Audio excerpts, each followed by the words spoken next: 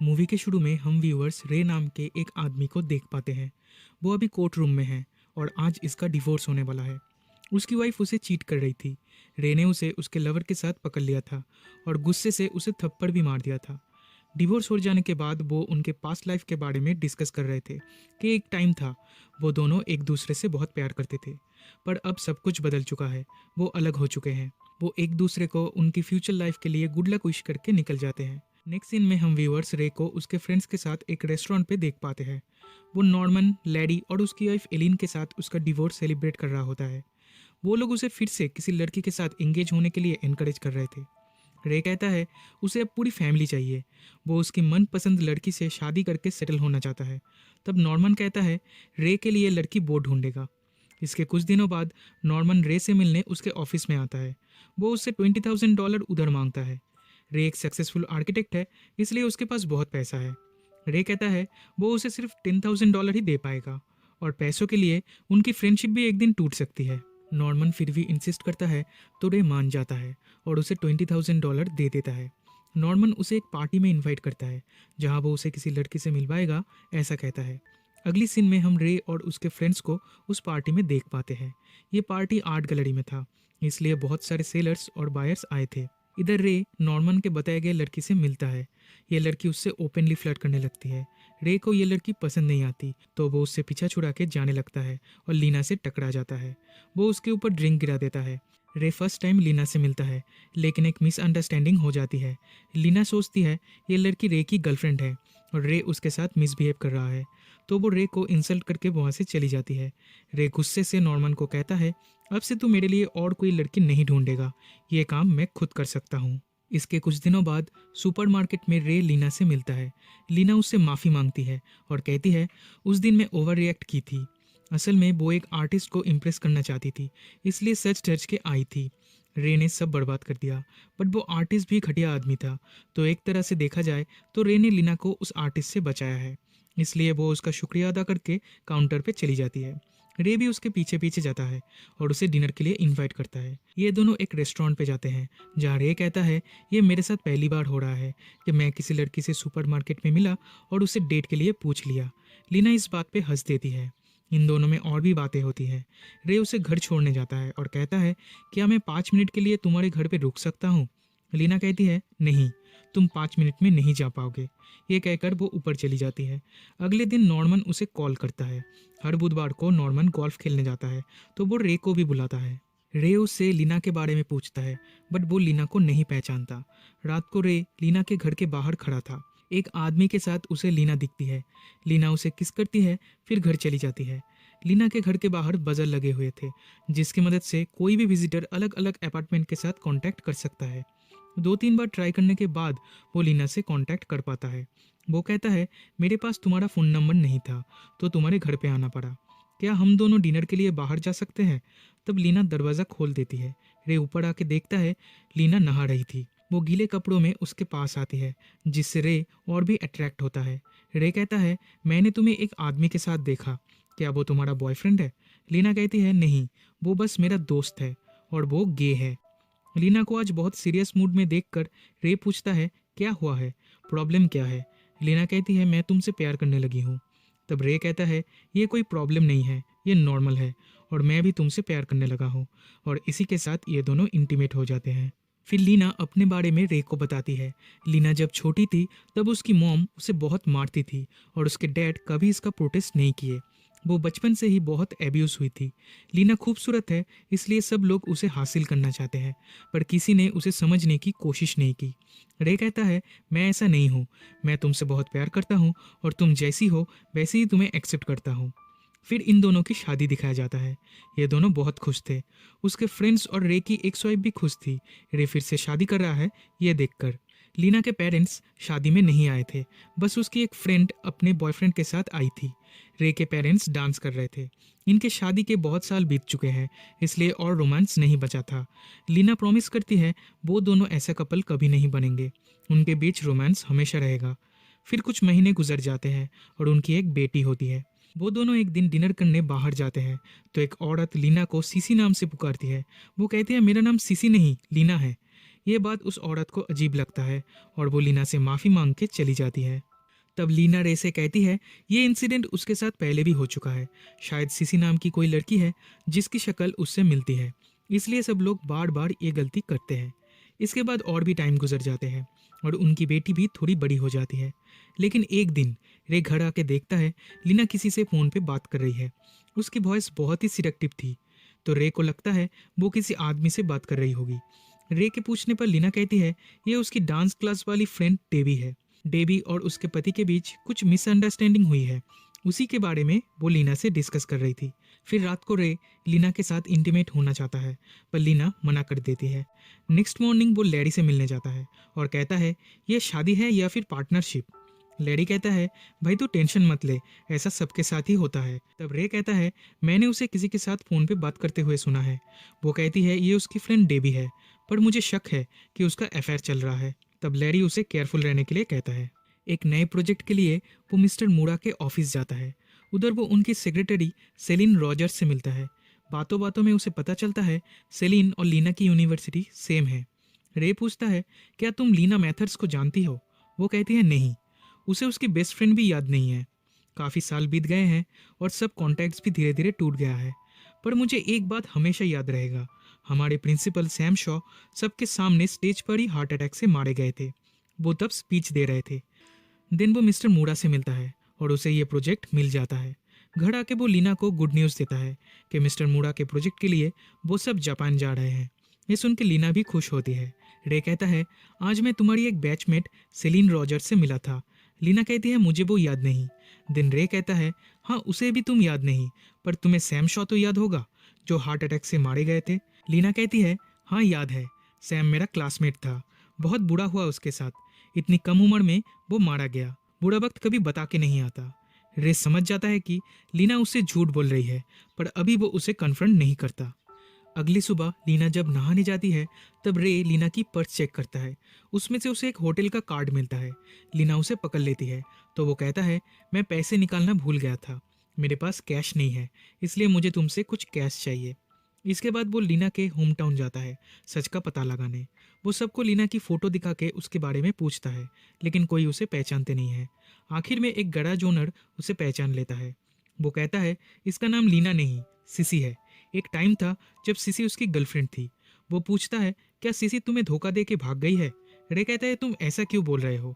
तब ये आदमी कहता है सिसी हमेशा कहती थी वो किसी अमीर आदमी से शादी करेगी, फिर उसके पैसे लेकर भाग जाएगी। सिसी तुम्हारे साथ कुछ भी कर सकती है, तुम्हें हमेशा केयरफुल रहना होगा, और शादी से पहले तुम्हें उसके मॉम डैड से भी मिलना चाहिए था।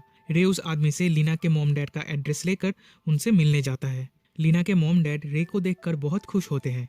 वो कहते हैं लीना तुम्हारे बारे में हमें लिखती रहती है, आज तक तुम्हें सिर्फ फोटो में देखा था, अब जाके हम लोग एक दूसरे से मिले।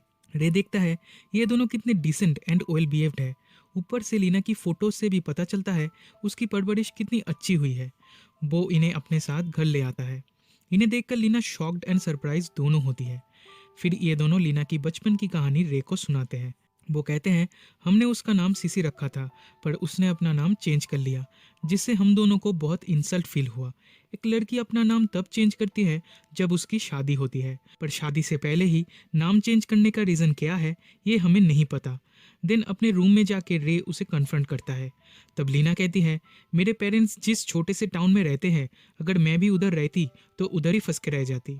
तुम मेरे एक्स बॉयफ्रेंड को भी देखे हो, उसके साथ मेरी शादी हो जाती और उसके बच्चों को पाल रही होती। लेकिन मुझे लाइफ में कुछ बड़ा करना था, इसलिए मैं बड़े शहर में आके रहने लगी और 8 साल पहले ही नाम चेंज कर ली थी।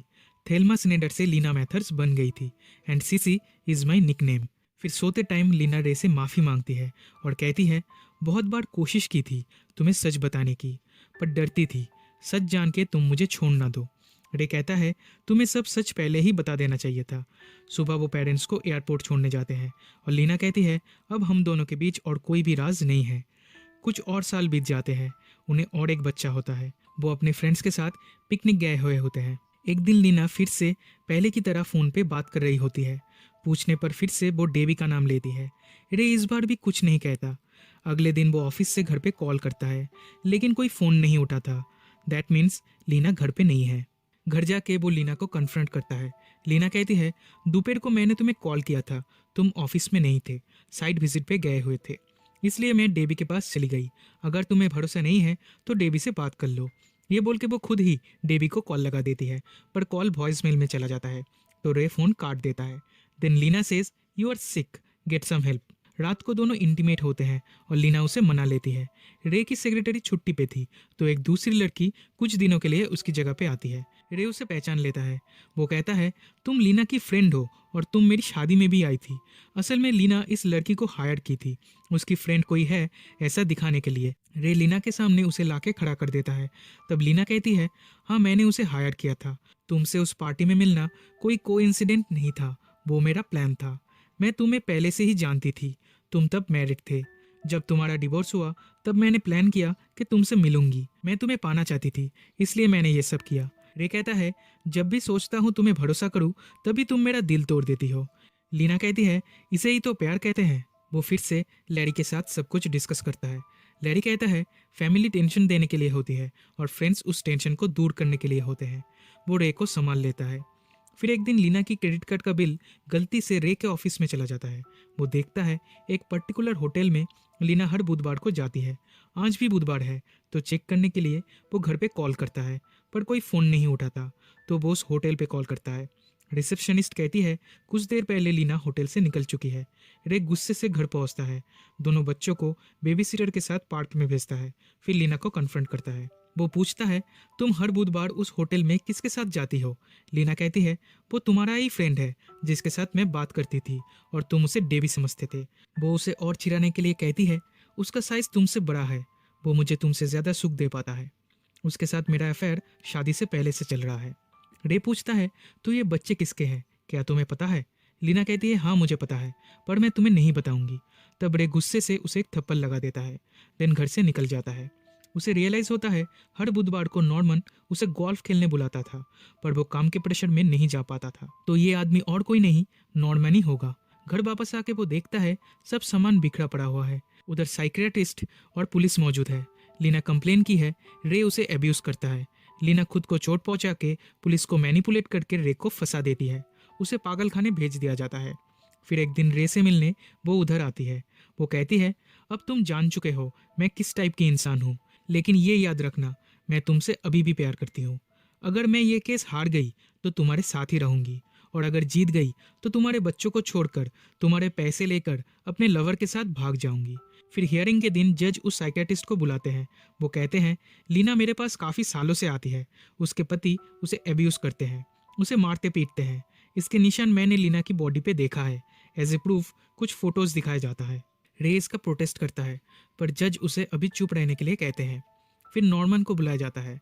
वो कहता है, मैं इतना भी घटिया नहीं हूँ कि अपने दोस्त की बीवी के साथ अफेयर करूँगा। एज अ प्रूफ वो उसके गोल्फ क्लब के कुछ फ्रेंड्स का लेटर दिखाता है, जिससे ये साबित हो जाता है कि वो लीना का लवर नहीं है। वो ये भी कहता है, रे ने अपनी एक्स वाइफ को थप्पड़ मारा था, दैट्स वाई उनका डिवोर्स हो गया। फिर आती है डेबी। लीना इसे भी हायर की थी। डेबी इतनी अच्छे से परफॉर्म करती है कि कोई पकड़ नहीं पाता कि वो फेक है। रे प्रोटेस्ट करता है, उस होटल बिल्स जज को दिखाता है। देन जज के पूछने पर लीना कहती है, मैं होटल के मैनेजर से लेटर लाई हूँ, उसमें लिखा है वो मुझे नहीं जानते, ना कोई होटल स्टाफ मुझे पहचानता है, और मेरा क्रेडिट कार्ड खो गया था, मैंने उसकी कंप्लेंट की है, आप उसकी कॉपी देख सकते हैं। रे ये केस हार जाता है और उसे पागलखाने भेज दिया जाता है। उसे डेली सीडेटिव्स दिया जाता था। रे का रूममेट उसका दोस्त बन जाता है। वो कहता है, मेरे पापा कहते थे फैमिली हमें पागल बनाती है और दोस्त हमें संभालते हैं। ये बात रे को स्ट्राइक करती है, क्योंकि ठीक ऐसा ही कुछ लैरी उससे कहा करता था। वो लैरी की वाइफ एलिन को कॉल करके मिलने बुलाता है। वो एक लॉयर होने के साथ रे की फ्रेंड भी है। रे कहता है, मुझे शक है लीना का लवर तुम्हारा पति लैरी है, वो दोनों मेरे पैसों के पीछे पड़े हैं। आई थिंक वो दोनों एक दूसरे को 5-6 सालों से जानते हैं। इस बारे में तुम्हें क्या लगता है? एलिन कहती है, ये पॉसिबल है, लैरी और लीना शायद पैसे लेकर न्यूजीलैंड भाग जाएंगे, क्योंकि लैरी ने उधर एक घर खरीदा है एलिन को बिना बताए, जिसके डाउन पेमेंट वो अफोर्ड नहीं कर सकता। एलिन को जब घर के बारे में पता चला तब वो जानना चाहिए कि इतने पैसे कहाँ से मिला। लैरी सेड, ये कुछ इन्वेस्टमेंट है जो उसे मिला है। देन रे एलिन के साथ मिलकर एक प्लान बनाता है। एलिन लीना को कॉल करके कहती है, मैं रेन से मिलने आई थी, पर वो बेहोशी की हालत में था और बार बार कह रहा था तुम्हारे प्लान में फॉल्ट है, तुम पकड़ी जाओगी। रात को रे उसके रूममेट को कहता है तुम्हें मेरे लिए एक काम करना होगा जिसके लिए मैं तुम्हें $100 दूंगा। अगली सुबह लीना उससे मिलने आती है। वो उसे गार्डन पे ले जाती है। सबको लगता है रे सीढ़ी टिप्स पे है तो वो कुछ कर नहीं पाएगा। फिर भी एक स्टाफ उनके पीछे पीछे जाता है। तभी रे का रूममेट आके उसे परेशान करता है। वो उसके पीछे भागते हुए अंदर चला जाता है। तब रे कहता है तुम्हारा प्लान बहुत अच्छा था और तुम्हारे प्लान में कोई भी फॉल्ट नहीं है। मैंने तुम्हारे लिए एक जाल बिछाया और तुम उस जाल में फंस गई। तुम्हें यहाँ नहीं आना चाहिए था। तुमने वही गलती की जो हर क्रिमिनल करता है। अपनी क्यूरियोसिटी से तुम प्लान का फॉल्ट जानने आई हो। तुमने मुझे पागल साबित करके अच्छा किया, क्योंकि पागल कुछ भी कर सकते हैं और उसकी सज़ा भी मुझे नहीं मिलेगी। वैसे भी मैं 1.5-2 साल में यहाँ से निकलने वाला हूँ। ये कहकर वो लीना का गला दबा देता है, अपने हाथों से उसे मार देता है। इसके 2 साल बाद रे पागल खाने से छूट जाता है और अपने बच्चों को लेकर खुशी खुशी रहने लगता है। मूवी यहीं पे ख़त्म हो जाती है।